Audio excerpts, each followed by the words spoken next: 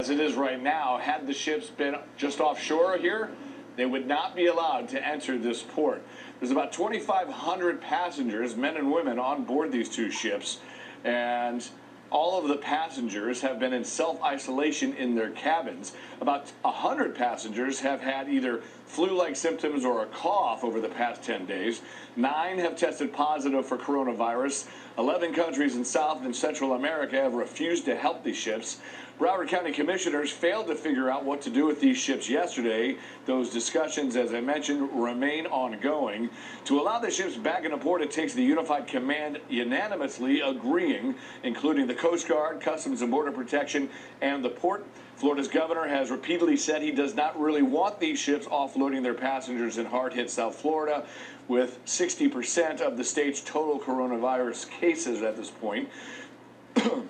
Excuse me, 300 Americans are among the 2,500 on board these two ships, and about 50 of them are Florida residents. Neil? All right, Phil Keating, thank you very much. With us now is the Florida Governor, Ron DeSantis, who's kind enough to join us on the phone. Governor, thank you for joining us. What about these ships? What are you going to do? Yeah, so I think actually we're going to have a solution. You know, when this first came on our radar, you know, I was told that these ships were all foreign nationals and that they had no connection to Florida. So I was just like, why would you just bring them to Florida? It turns out there are American citizens, and we actually have Floridians. I think there's 30 or 40 Floridians. And so the county is working on a plan to be able to get the Floridians back safely expatriate the foreign nationals so that they're not mixing with our community. I've offered National Guard support to be able to help in that effort.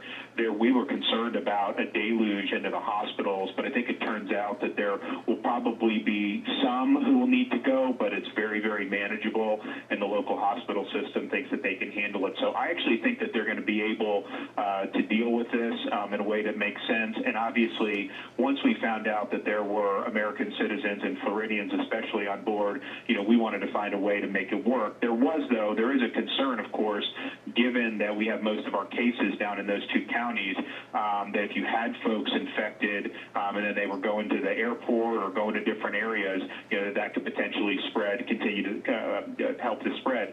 But I think that they have it figured out so that it'll all be done safely, and I'm hoping that they'll be able to come to a resolution on that very soon.